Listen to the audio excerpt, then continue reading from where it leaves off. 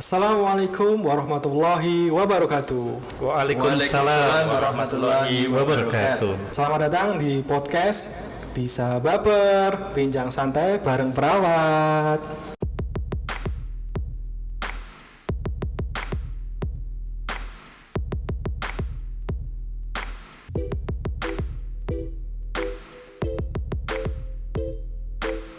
Alhamdulillahirrabbilalamin, atas izin Allah subhanahu wa ta'ala, akhirnya launching juga podcast perdana kami di channel YouTube DPK PPNI Fastabik Sehat.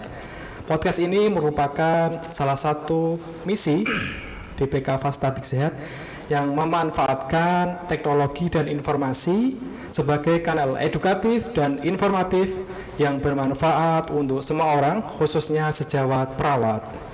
Podcast ini terselenggara atas kerjasama dengan channel Rumah Sakit Fastabik Sehat, yaitu Fasmu Channel.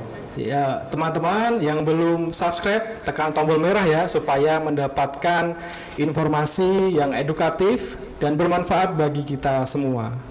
Oke teman-teman semuanya, kali ini kita kedatangan dua bapak-bapak. Ya, yang di sebelah kiri saya ini adalah Ketua DPK PPNI Fastabik Sehat, Bapak Muhammad Saiful Bahri, Eskep Nurse. Bagaimana kabarnya Pak Saiful? Alhamdulillah luar biasa. Silakan disapa pemirsa yang ada di rumah. Baik, Assalamualaikum Bapak Ibu dan teman-teman sejawat perawat PPNI yang ada di seluruh Indonesia. Kami ucapkan selamat HUT PPNI ke-49, gapai kesejahteraan dengan profesionalisme. Kami juga menyapa Bapak, Ibu, dan teman-teman yang ada di Rumah Sakit Fastabik Sehat, Fastabik Group, Bapak Ibu pimpinan Fasyankes se-Indonesia, teman-teman IBDI, Ikatan Perawat Dialisis Indonesia. Halo teman-teman IBDI, selamat Hari Ginjal Sedunia, IBDI Jaya. Kami menyapa juga Ikatan Perawat Kesehatan Jiwa Indonesia, IPKJI, Ikatan Perawat Anak Nasional Indonesia, IPANI, Himpunan Perawat Kamar Bedah Indonesia, HIPKABI, Himpunan Perawat Gawat Darurat dan Bencana Indonesia, HIPGABI, Ikatan Perawat Kesehatan Komunitas Indonesia, IPKKI, Ikatan Nurse Cardiovascular Indonesia, INKAVIN, Himpunan Perawat Onkologi Indonesia, HIMPONI, Ikatan Perawat Maternitas Indonesia, IPEMI, Himpunan Perawat Manajer Indonesia, HPMI, Ikatan Manajer Pelayanan Pasien Indonesia, IMPI, Himpunan Perawat Endoskopi Gastrointestinal Indonesia, HIPEGI, Himpunan Perawat Medikal Bedah Indonesia, HIPMEBI, Himpunan Perawat Critical Care Indonesia, HIPERSI, Indonesian Wound Ostomy Continence Nurse Association, INWOKNA, Himpunan Perawat Pengendali Infeksi Indonesia, HIPI, Perhimpunan Perawat Bronkoskopi Indonesia, PPBI, Himpunan Perawat Urologi Indonesia, HPUI, Himpunan Perawat Neuroscience Indonesia, HIPENI, Ikatan Perawat Ortopedi dan Trauma Indonesia, IPOTI, Ikatan Perawat Mata Indonesia, IKPAMI, Perhimpunan Perawat Kesehatan Kerja Indonesia, Perkesja, Himpunan Perawat Udara Indonesia, HIPERUDI, dan yang terakhir Himpunan Perawat Anestesi Indonesia, HIPANI. Semoga teman-teman semua dalam keadaan sehat dan sejahtera. Amin. Amin. Wah, mantap sekali, banyak sekali himpunan atau ikatan perawat kita ya Pak ya. Iya, sangat banyak Pak. Kokoh mendukung profesi kita PPNI. Nah, di sebelah kiri Pak Saiful ini ada Ketua Bidang Seksi Hukum, Koordinasi dan Kaderisasi, ada Bapak Marwan Husaria, Eskep Nurse. Halo Pak Marwan, apa kabar? Halo Mas Imam, selamat pagi. Selamat pagi Pak Marwan. Silakan disapa teman-teman di rumah. Oke, terima kasih Mas Imam. Izin Pak Ketua. Siap. Mas Imam. Assalamualaikum warahmatullahi wabarakatuh. Waalaikumsalam. Salam sehat bergas waras teman-teman sejawat semua, baik yang hadir secara offline ataupun online. Semoga dengan HUT PPNI yang ke-49 ini, kita seluruh teman-teman sejawat PPNI makin profesional, makin sejahtera, dan tentunya PPNI semakin jaya. Terima kasih Mas Imam. Iya, mantap Pak Marwan. Baik Bapak Ibu, sebelum podcast kita mulai, mari kita buka dengan bacaan basmalah bersama. Bismillahirrahmanirrahim. Oke teman-teman, podcast kali ini bertepatan dengan hari ulang tahun PPNI ke-49 yang mengangkat tema yaitu Gapai Sejahtera dengan Profesionalisme. Karena isu atau tren tentang kesejahteraan sangat sering diperbincangkan, dibahas di media sosial, media massa, bahkan di media tanah. Iya. Ya, karena kalau ngomongin kesejahteraan itu memang nggak ada habisnya Pak. Betul, di Pak. grup WA, grup Facebook, bahkan di grup Kosidaria Pak. Karena kalau ngomong kesejahteraan itu nggak hanya di profesi perawat Pak. Nah, untuk kali ini saya mau mendengar apa sih kesejahteraan itu menurut kacamata dari Ketua DPK PPNI. Silakan Pak Saiful. Baik Pak Imam. Nah, dari karyawan level bawah sampai level atas Pak, tak ada topik yang semenarik masalah kesejahteraan ini Pak. Maklumlah, sehebat apapun sistem yang dipilih dan sepijak apapun kebijaksanaan yang ditempuh, kalau itu menyangkut masalah kesejahteraan Pak, selalu juga berpeluang mengundang suasana panas dingin ya Pak Imam. Wah, benar sekali. Ya. Ini memang kesejahteraan ini memang jadi sebuah hal penting bagi kita semua. Sebagai sebuah profesi, semestinya perawat memperjuangkan kesejahteraannya Pak Imam dan Pak Marwan. Benar Pak. Betul Pak Ketua. Ada di online semuanya. Untuk itulah sebagai wadah perjuangan para perawat, PPNI memasukkan misi kesejahteraan ini Pak Imam. Sesuai dengan tema HUT PPNI ke-49 yaitu Gapai Kesejahteraan dengan Profesionalisme. Misi kesejahteraan jelas memiliki tujuan agar perawat dapat hidup sejahtera Pak ya, dan teman-teman semua. Sebab berbicara tentang kesejahteraan tentunya berimplikasi pada mutu atau kualitas pelayanan, khususnya pelayanan perawat Pak atau pelayanan keperawatan. Iya. Ya, Pak Ketua ya. Ya betul Pak. Adalah hampir mustahil mengejar pelayanan prima jika tidak dibarengi dengan pembicaraan pengimbangan kesejahteraan Pak yang memadai pada masa sekarang ini. Untuk itu, mari kita menata langkah ke depan, rapatkan barisan, raih kesejahteraan. Begitu. Saya setuju sekali atas yang disampaikan Pak Saiful ya. Tapi nanti strateginya apa ya Pak untuk mencapai kesejahteraan itu? Baik, salah satu strategi untuk mencapai kesejahteraan, kita bisa melangkah ke depan. Nah, tentunya dengan dibagi dengan pendidikan berkesinambungan bagi profesi kita Pak dan teman-teman semuanya. Kemudian tidak hanya pendidikan saja, namun tetapi juga sosialisasi paradigma baru, pembuatan peraturan, dan peningkatan jasa keperawatan.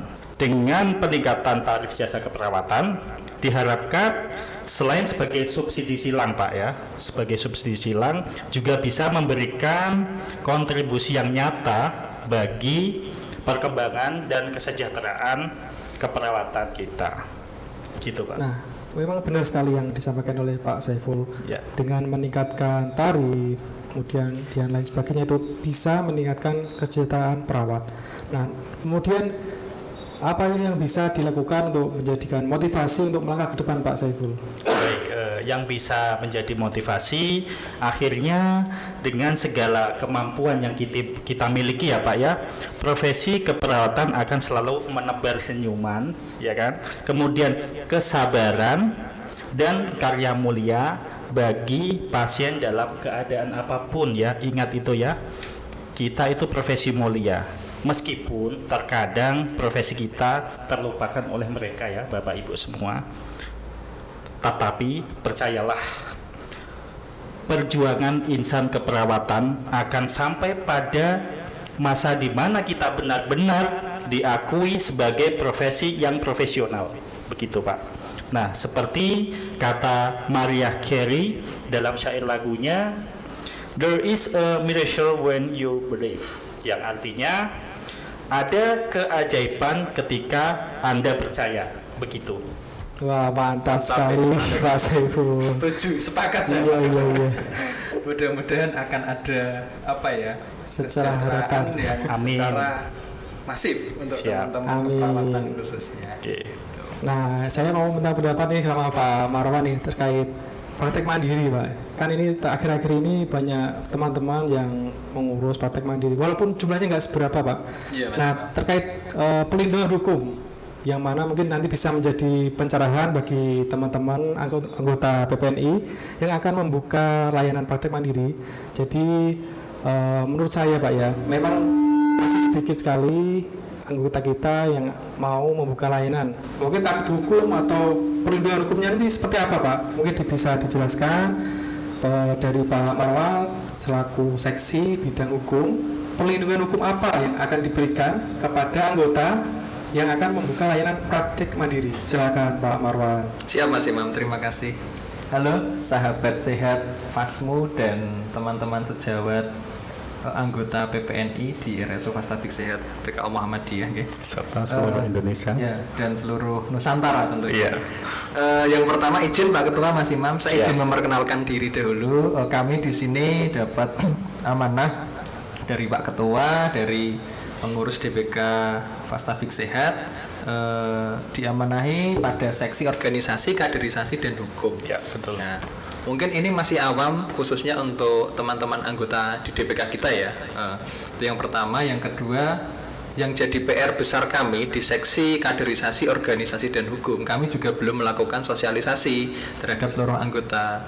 Maka dari itu teman-teman masih apa ya, masih ngambang apa ya, Iya, belum. ngambang janjane iki piye to nek aku arep ngamen atau praktek mandiri di rumah. Masih ragu dalam Masih langkah begitu ya ragu, Pak ya. Nah, sebelum ke sana nanti kita progres di pertengahan tahun 2023 ini, nanti atas izin dari Pak Ketua kita akan melakukan sosialisasi termasuk arahan-arahan bagaimana sih tata cara, prosedur, alur untuk mengurus praktik mandiri. Itu yang pertama. Kemudian Mas Imam, praktik mandiri keperawatan. Sekarang itu namanya SIPP, surat izin praktik perawat. Dahulu sebelum 2015 kalau tidak salah itu SIPM. SIPM. Nah, Pak, ya. surat izin praktek SIPPM, maaf. Surat izin praktek perawat mandiri, artinya di luar instansi. Nah, dasar hukum kita adalah pada Undang-Undang Nomor 38 Tahun 2014 tentang Undang-Undang Keperawatan. Jadi, seorang perawat tenaga kesehatan itu sah, legal jika dia mempunyai surat tanda registrasi atau STR, ibaratnya SIM. Nah, STR, perawat untuk mempunyai STR itu ada langkah-langkahnya. Mereka harus ujian kompetensi, sampai nanti akan diterbitkan surat tanda registrasinya gitu. Kemudian setiap perawat itu SIP-nya 1 bunyinya ya Mas ya. Saya mengutip dari Undang-Undang Keperawatan nomor 38 tahun 2014, bunyinya itu 1. Yang pertama, SIPP di tempat kerja atau Instansi di ya? instansi. Oh, iya. Gitu ya Pak Ketua ya. Iya. Nanti kalau saya ada miss-nya, Siap. nanti Pak Ketua bisa mengklarifikasi. Oke. Di tempat kerja. Teman-teman perawat ASN berarti di Fasiankes pemerintah ya, puskesmas, rumah sakit tipe D, C, B, dan A ya. Terus untuk teman-teman yang bekerja di instansi swasta berarti bisa di klinik mandiri ya. Terus di rumah sakit swasta seperti itu. Yang pertama. Kemudian perawat itu juga berhak menggunakan SIPP mandiri. Betul begitu ya, Pak Betul, Ketua ya? atau SIPPF ya singkatannya. Jadi bisa kita simpulkan SIPP perawat atau surat izin praktik perawat itu maksimal berapa Pak Ketua? dua. Betul ya? Ya. Satu di tempat kerja, yang kedua di tempat praktek mandiri atau di rumah. Nah, itu terkait aturan yang diatur pada Undang-Undang Keperawatan. Jadi perawat itu sah-sah saja, wes kerja. Misalnya kita sudah kerja di Rumah Sakit Umum Fastabik Sehat, di rumah kita buka warung atau istilahnya mantri sontek ya teman-teman itu gitu ya, mantri sontek, mantri keliling ya, terus home care keliling istilahnya seperti itu. Tapi perlu digarisbawahi teman-teman, tadi itu saya menyampaikan mantri suntik itu hanya untuk menarik masyarakat sekitar. Teman-teman tidak memberikan obat suntik kan nanti kita nyalahi, itu kan? Iya, betul, itu kan, ya. itu kan terapi ya. Jadi Sesuai dengan kewenangan klinisnya. Jadi Ya. saya pertegas lagi bahwa teman-teman keperawatan dalam memberikan praktek mandiri itu dibatasi sesuai dengan kewenangan klinisnya. Betul. Yang sudah diatur pada Undang-Undang Nomor 38 Tahun 2014. Nah, meliputi apa saja? Salah satunya meliputi 14 kebutuhan dasar manusia, ya toh. Kemudian meliputi tindakan-tindakan yang sifatnya adalah perawatan, contoh perawatan luka, ya toh. Terus perawatan pasien bed rest total dan lain sebagainya. Ya. Nah, adapun fungsi yang lainnya itu kolaboratif. Kolaboratif nanti sebagai contoh ketika Mas Imam ya, Mas Imam punya tempat praktek mandiri di rumah. Nah, itu fungsi kolaboratifnya selain Mas Imam memberikan pelayanan terhadap masyarakat tentang praktek keperawatan mandiri, Mas Imam juga berkolaboratif dengan teman-teman sejawat medis, dokter ya, mungkin vaskes swasta yang ada di area Mas Imam. Ketika suatu saat itu kita butuh konsultasi, ya, seperti itu. Jadi nanti pemberian terapinya dari teman-teman sejawat medis, kita yang memberikan tindakannya, asuhan keperawatannya gitu. Jadi pedoman kita, dasar hukum kita adalah Undang-Undang Nomor 38 Tahun 2014 ya. Nah, itu ada banyak sekali pasalnya, sudah sangat spesifik pembahasannya. Nanti mungkin teman-teman bisa mereview, tinggal buka di Google, review saja, download PDF. Kalau mau tak share nanti satu-satu Banyak ya Pak ya. Iya. Itu terkait praktek mandiri. Kemudian saya menambahkan sedikit ya Mas Imam ya. Ini saya kutip juga dari dari Undang-Undang Keperawatan Nomor 38 Tahun 2014 tentang izin praktik lah. Mungkin teman-teman yang masih ngambang juga. Ini bisa kita kutip pada bab 4 bunyinya tentang registrasi izin praktik dan registrasi ulang. Jadi kita lihat pada poin izin praktik, salah satunya adalah pada bagian ketiga bunyinya seperti ini teman-teman. Pada pasal 19 di izin praktik, 1. Perawat yang menjalankan praktik keperawatan wajib memiliki izin. 2. Izin sebagaimana dimaksud pada ayat 1 diberikan dalam bentuk SIPP ya. Sesuai ya Pak Ketua ya. Jadi jelas ya. SIPP-nya harus punya dulu, aktif dulu kan gitu. 3. SIPP sebagaimana dimaksud pada pasal 2 diberikan oleh pemerintah daerah, kabupaten atau kota atas rekomendasi pejabat kesehatan yang berwenang di kabupaten atau kota tempat perawat menjalankan prakteknya. Poin 3 ini bisa kita simpulkan SIPP itu yang mengesahkan adalah Dinas Kesehatan Daerah atau Kepala Dinas Kesehatan Daerah, atas dasar bahwa perawat yang akan mendirikan praktek mandiri di rumah, sarana prasarana persyaratan administratifnya itu sudah lengkap. Ada ruangannya, ada alkesnya, ada fasilitas untuk memantau dan mencegah terjadinya risiko infeksi atau PPI bahasa kerennya kalau di rumah sakitan ya. Betul, pasien ke sana PPI ya. Perencanaan, P-nya yang kedua itu pencegahan infeksi. Contohnya ada tuh yang namanya cairan Hansrap ya toh. Terus ada fasilitas cuci tangan, ada APD-nya, ya, ada masker, ada handscreen dan lain sebagainya. Terus kemudian ada tempat tunggu. Ya.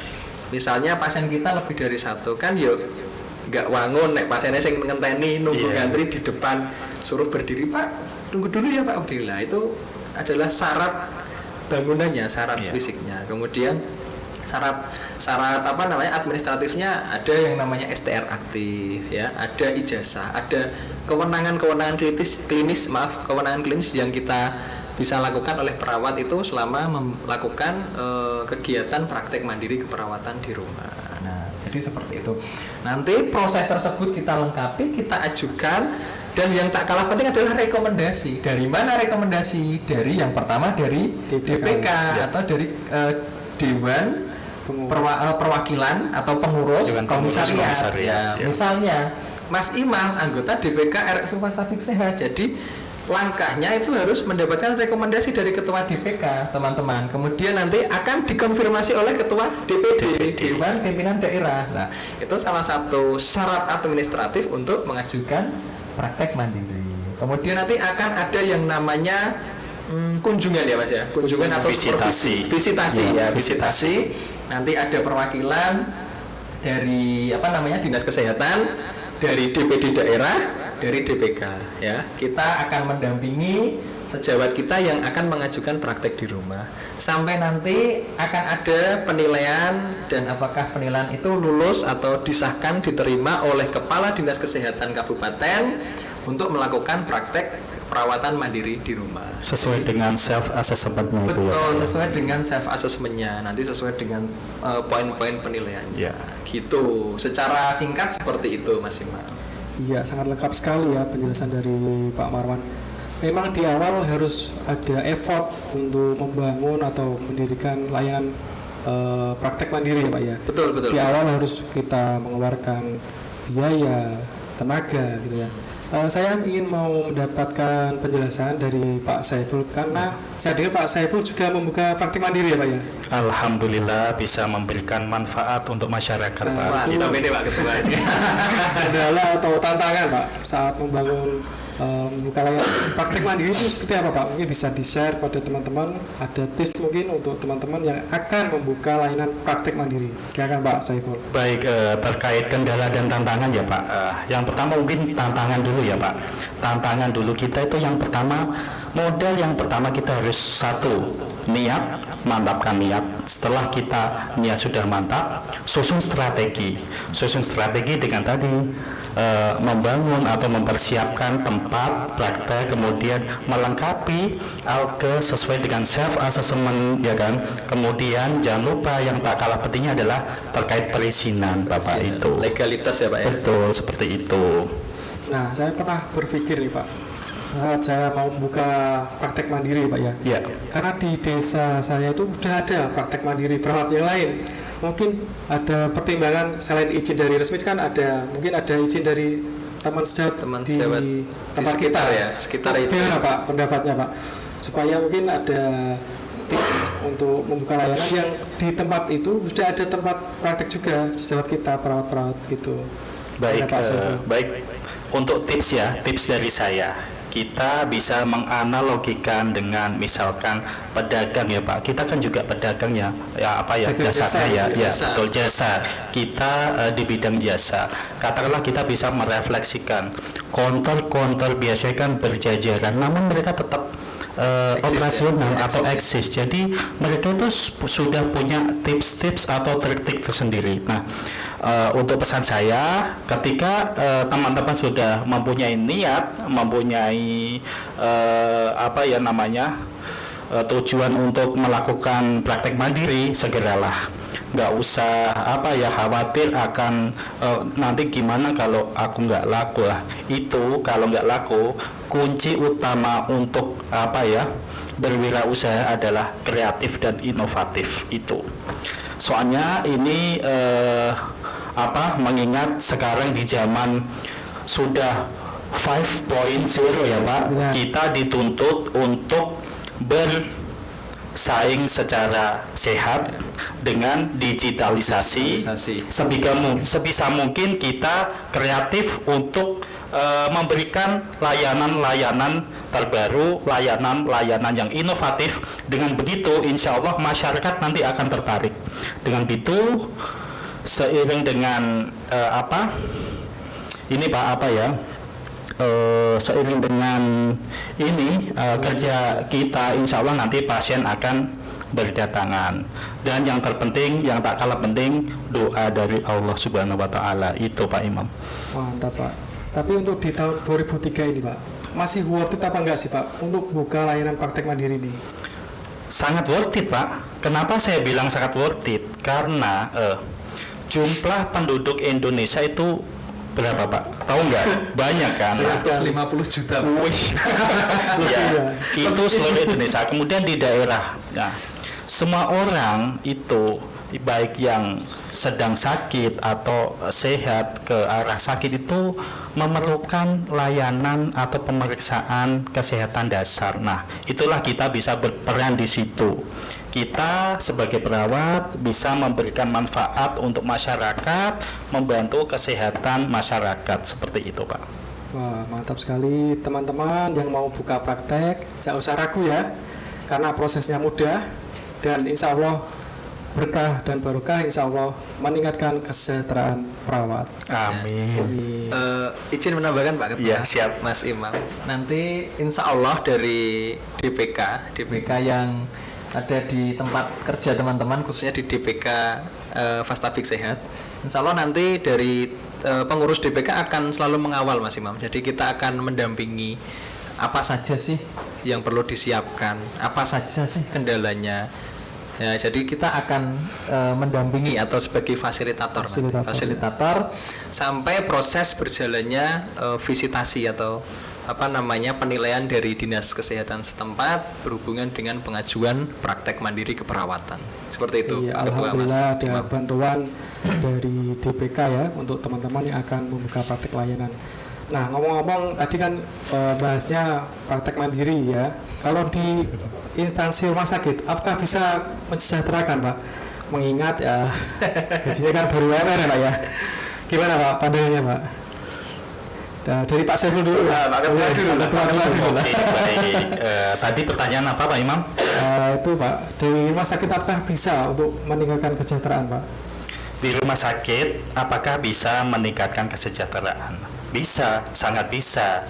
Dengan ya, misalkan ini contohnya, kita sebagai tenaga medis atau perawat, misalkan katakanlah contoh Pak Marwan ya, Pak Marwan kerja di IGD.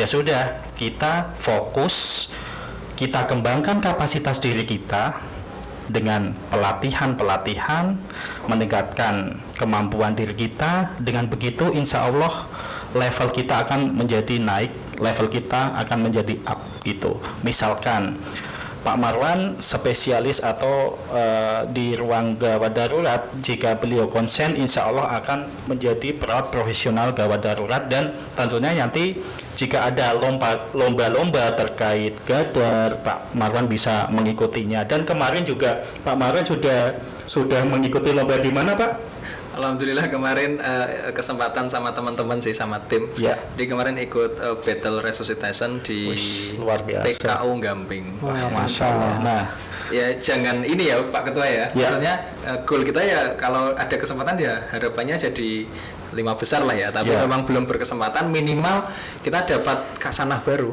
dapat ilmu baru, dapat knowledge baru. Selain itu juga bisa silaturahmi dengan teman-teman dari instansi lain dan bisa update manajemen kegawat daruratan yang terupdate. Itu aja sih. Ya, sangat luar biasa. Yang penting memaksimalkan kesempatan. Nah, ya karena kesempatan nggak datang 2 kali Pak ya. baik. Kalau menurut Pak Marwan sendiri ini gimana Pak? Apakah bisa nih dari rumah sakit untuk meningkatkan kesejahteraan para perawat ini? Padahal dari kepala ruang ya, ini bukan di luar dari bidang seksi hukum. Oke. Ini ya Mas Imam, spesifik ya berarti ya untuk teman-teman perawat ya. Iya. Nanti jadinya saya curhat ini. Curhat dong, nggak apa-apa. Ya oke, Mas Imam izin Pak Ketua sekali lagi. Jadi tadi Mas Imam pembahasannya sampai di UMR dan UMK ya. Mungkin saya sedikit sharing dulu apa sih. Jadi nanti teman-teman itu keraguannya itu agak agak hilang nanti. Jadi sudah tidak ragu-ragu. Jadi teman-teman yang perlu kita pahami, UMR itu adalah yang ditentukan oleh wilayah ya, yang sering digembar-gemborkan oleh Pak Gubernur ya. Benar, Pak. Di UMR 2023 up, naik. Nah, sementara kita yang di daerah itu kan lihat slip gaji. Allah. Aduh, wae lah, maksudnya gitu. Podo wae kan gitu. Podo wae lah. Nah, sementara di daerah itu adalah UMK ya, upah minimal kabupaten ya Mas ya, kabupaten. Jadi itu akan ada range-nya lagi teman-teman. Beda dengan yang ditentukan oleh wilayah lah. Tentunya instansi di tempat kita bekerja ini itu sudah acuannya berdasarkan keputusan dari Kementerian Ketenagakerjaan, bukan begitu ya Pak Ketua ya? Iya, betul. Jadi Pak. sudah ada keputusan dari Kementerian Ketenagakerjaan yang setiap tahunnya itu akan, yuk, insya Allah kalau kita lihat perkembangannya up terus kok ya. Iya. Jadi pasti ada kenaikan lah, mengikuti kurs juga kan ya, nilai mata uang juga kan. Ada peningkatannya juga sih. Nah, jadi kalau kita hanya bergantung dari UMR ya, ibaratnya apa ya Mas? Ya cukup lah, cukup alhamdulillah. Ya maka dari itu kita harus cari opsi-opsi yang lainnya untuk menggapai kesejahteraan untuk teman-teman sejawat perawat. Nah, kemudian Mas Imam, apakah di tempat kita bekerja itu support untuk insan-insannya, khususnya perawat, teman-teman perawat untuk meraih kesejahteraan? Kalau tidak salah dan kalau saya rasakan kok support sekali ya. Support ya Pak ya. Ya, saya rasakan support sekali. Itu baik saya pribadi ataupun untuk teman-teman yang lainnya, khususnya teman-teman perawat loh. Kok Pak Marwan bisa bilang seperti itu? Coba kita review, kita lihat visi misi rumah sakit kita, Mas Imam. Jadi rumah sakit itu punya visi misi yang salah satu bunyinya itu mempunyai kemandirian finansial dan mensejahterakan insannya. Ya, Insan-insannya ya. Nah, itu diwujudkan dan dibuktikan dengan program-program. Ada program ya seperti yang disampaikan Pak Ketua, jenjang karir ya. Jenjang karir dari level pelaksana, dia mau ngejar pendidikannya meningkat, otomatis nanti hasilnya jenjang karirnya meningkat, bisa naik ke Katim, bisa naik levelnya ke atas. Bahkan yang dari teman-teman pelaksana, teman-teman pelayanan bisa loh ikut rekrutmen ke struktural. Itu yang pertama. Kemudian yang kedua, rumah sakit itu banyak variasi pelayanan. Salah satu ya ini sedikit market juga ya, marketing layanan rumah sakit ya. Layanan rumah sakit. Bahkan ini justru malah bukan untuk layanan keperawatan saja. Jadi rumah sakit itu punya layanan yang sudah berjalan. Ini tahun kedua. Alhamdulillah progresnya ya cukup meningkat lah dari awal kita launching itu. Ada yang namanya layanan home visit. Home visit ini kompleks. Bukan hanya layanan A, B, tapi semuanya Mas Imam. Masuk Jadi, semua ya Pak ya? semuanya. Pasien itu cukup di rumah, cukup reservasi saja. WA-an ya zaman sekarang. Iya. Mbah-mbah kakung itu kan WA-an. Aku tolong diperiksa neng omah kan gitu. WA-an sama pendaftaran. Kemudian kebutuhannya apa? Bisa dilakukan pemeriksaan medis oleh teman-teman sejawat dokter, ya kan? Bisa dilakukan pemberian asuhan keperawatan. Ini biasanya itu pasien-pasien pasca rawat inap di sini, pasien-pasien dengan kebutuhan bed rest total itu ada layanan keperawatan. Ada layanan pengen cek laborat, awake rasane ora karuan. Nah, dicek. Ada teman-teman analis respon ke rumah cek laborat. Terus ada pasien-pasien penyakit kronis yang dia itu rutin dilakukan fisioterapi di sini, di layanan fisioterapi, tapi karena ribet gak ada yang nganter, ada loh layanan home visit fisioterapi oleh teman-teman fisioterapis yang belum ada foto ronsen di rumah Mas. Nah itu karena ribet kayaknya. Ya itu sangat ribet dan costnya juga sangat besar. Nah, itu yang belum, mudah-mudahan nanti juga bisa dikembangkan lah. Contoh daripada layanan tersebut, home visit yang sifatnya itu kompleks, itu kan dalam konteks program itu rumah sakit kan memberikan nilai kesejahteraan tambahan untuk insan-insannya, bukan hanya untuk teman-teman perawat, malah semuanya ya Pak ya. Gitu. Nah itu contoh spesifik berkaitan dengan apakah tempat kita bekerja ini teman-teman sudah sangat support untuk meningkatkan kesejahteraan. Saya setuju dengan yang disampaikan Pak Ketua, dengan berjalannya waktu pasti kesejahteraan kita juga akan meningkat kan gitu. Tapi ya semata-mata kita harus cari inovasi-inovasi. Kalau memang kita punya passion di luar pelayanan di tempat kita bekerja, ya kita bisa mengembangkan di luar itu. Bukan hanya praktek mandiri ya Pak Ketua ya, Mas Imam ya. Betul. Mungkin yang sukanya entrepreneur, ada itu salah satu teman kami, tim kami di IGD itu, dia itu hobi, dan hobi itu membawa rezeki. Jadi Mas inisial Mas G itu mengimprove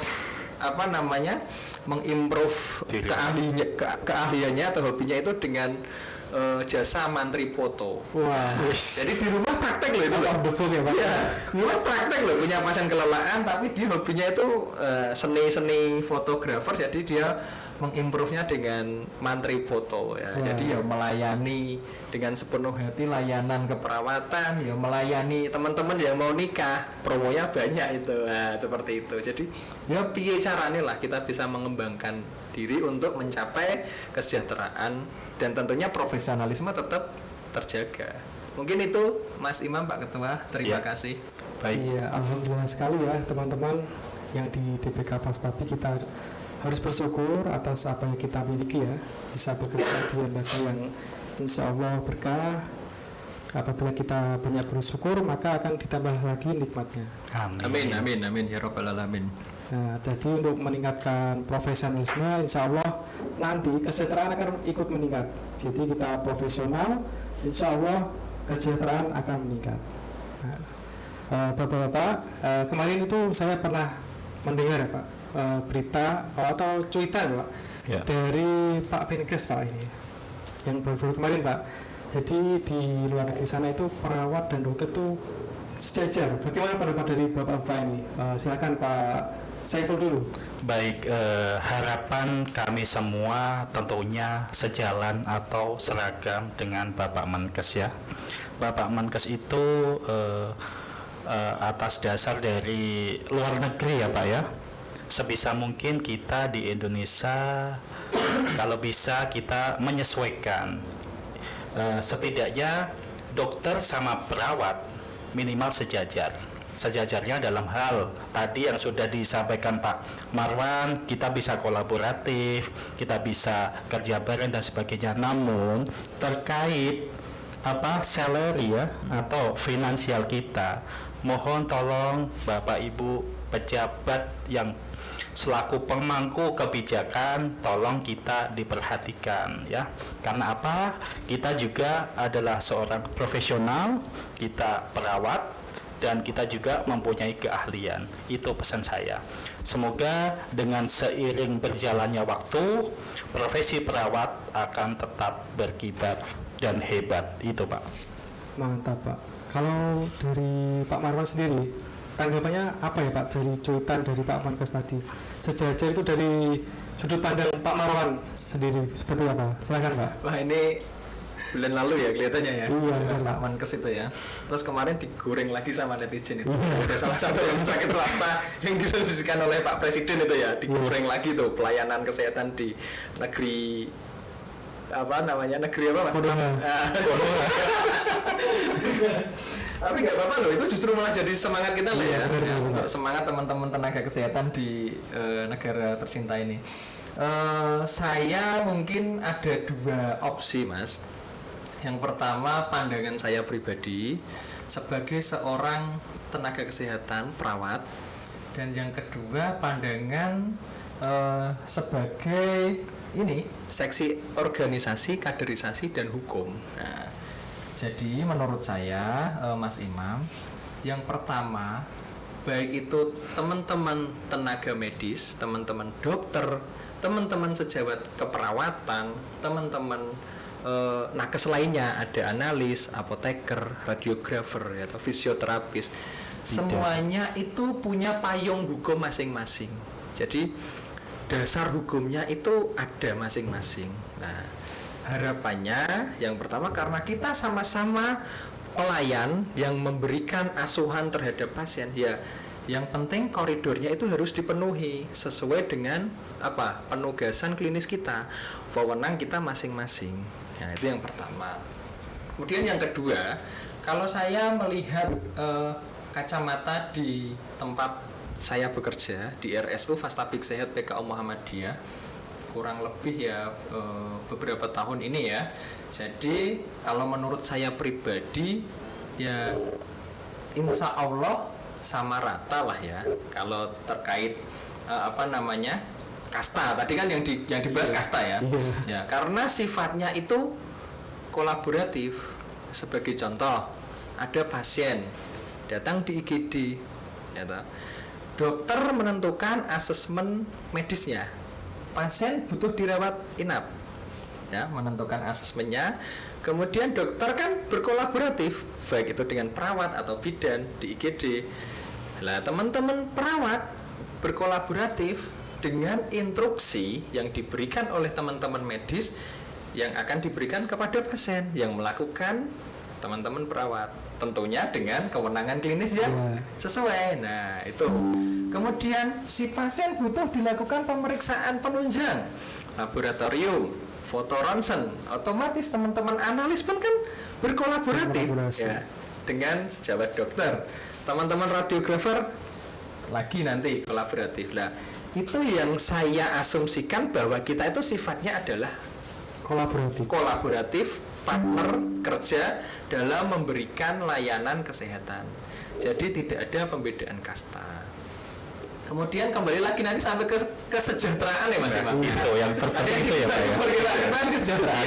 Kita harus berkaitan dengan kesejahteraan tentunya yuk kita yang diamanai di pengurus DPK, khususnya di DPK RSU Fastabik Sehat, nanti minimal kita bisa mengupayakan, bisa mengajukan berdasarkan dari contoh-contoh dari instansi-instansi lain mungkin ya, karena kita itu di PKU Muhammadiyah, minimal kita punya dasar dari teman-teman PKU Muhammadiyah yang lainnya supaya bisa kita perjuangkan dan kita kembalikan lagi.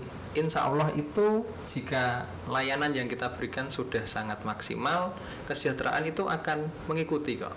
Ya, tentunya juga nanti dengan menyesuaikan dengan apa yang didapatkan oleh rumah sakit ya gitu. Itu Mas Imam. Iya. Baik Pak Imam, berarti kita next project kita perlu menggandeng seksi kesejahteraan nih. Kita perlu melaksanakan atau menyusun strategi untuk kesejahteraan teman-teman kita ini. Gitu ya Pak ya? Siap Pak Ketua. Jadi Pak Ketua program selanjutnya ya. Siap. Nah, jadi nanti biar take action-nya dapat lah ya kan gitu. Oke. Semoga Allah memudahkan ya Pak. Amin. Ya, amin. Luar biasa sekali ya perbincangan kita kali ini. Saya ucapkan terima kasih pada teman-teman semuanya yang sudah menonton podcast ini. Jangan lupa like videonya, komen di bawah ya. Kalau pengen subscribe di bawah ini nanti. Iya. Ya. Jangan lupa share ya informasi, kita share kepada teman-teman kita, karena dengan membagikan informasi kita juga akan mendapatkan pahala dari Allah Subhanahu wa taala. Amin ya. Ini Pak menambahkan atau teman-teman seluruh Indonesia kalau mau ada request nih, misalkan ada request yuk kita bahas apa, insya Allah kita akan menyiapkan terkait pembahasan terkini. Seperti itu ya Pak ya? Ya, siap. Setuju. Ya. Sebelum kita tutup mungkin ada pesan-pesan ya untuk sejawat perawat yang ada di rumah atau di seluruh Indonesia. Pak Marwan dulu silakan. Apa ini Mas Imam? Nyontek dulu kalau Bapak. Kontak dulu ya, karena tadi sudah dikasih clue sama Mas moderator ini, Mas Imam Muzaka ya. Jadi nanti sedikit cari contekan. Ada yang cukup menggelitik ini Mas Imam, Pak Ketua. Siap. Ya, monggo. Jadi di akhir kegiatan podcast ini, jadi saya ingin menambahkan share sedikit kalimat motivasi ya. Saya tadi mengutip dari Steve Jobs, Mantap. seorang pebisnis ulung ini, seorang tokoh bisnis ulung dan salah satu pendiri Apple yang dari negara paling ujung barat sana, negara Amerika Serikat, Paman Sam ya. Jadi beliau mengatakan satu-satunya cara untuk melakukan pekerjaan hebat yaitu dengan mencintai apa yang sedang kamu lakukan. Saya pribadi menyimpulkan, saya seorang perawat, itu profesi saya. Saya harus cinta dengan profesi yang saya miliki. Sehingga apa? Sehingga saya bisa total ketika memberikan penanganan keperawatan pelayanan kesehatan, asuhan-asuhan keperawatan terhadap pasien-pasien yang kita layani. Jadi kita mulai dari kita menyukai, mencintai profesi kita. Jadi nanti supaya kita bisa total, bisa all, bisa lepas ketika memberikan pelayanan. Dan semata-mata kita niatkan untuk ibadah. Nah, supaya apa? Supaya Allah Subhanahu wa taala memberikan kemudahan bagi kita karena sudah benar-benar memberikan pelayanan dengan ikhlas. Nah, nanti hubungannya dengan kesejahteraan. Allah tidak akan membiarkan makhluknya mendapatkan rizki yang cuma-cuma. Jadi dengan usaha yang kita lakukan, dengan kita mencintai profesi kita, Allah pasti akan memberikan rizki yang sesuai kita harapkan, sesuai dengan apa yang kita butuhkan kan gitu. Nah, kalau yang tidak kita butuhkan, ya kita cari di jalan yang lain kan gitu. Yang penting halal Pak. Yang penting halal kan gitu. Mungkin itu Mas Imam, Pak Ketua, penutup dari saya. Terima kasih. Sangat luar biasa sekali ya Pak ya. Mantap sekali Pak Syarifah. Iya. Nah ini Pak Mungkas nih pesan untuk teman-teman dari Ketua DPK, silakan Pak Saud. Mungkin pesan saya untuk semuanya ya, juga untuk diri saya pribadi. Jadi kita renungi sejenak. Jadi anugerah atau kesejahteraan dari Allah itu bukan saat Anda mendapatkan harta yang banyak ya. Itu Pak, tolong catat ini ya. Mau dibikin status juga gak apa-apa ya. Anugerah atau kesejahteraan dari Allah bukan saat Anda menjadi kaya, bukan saat Anda menjadi yang paling jenius.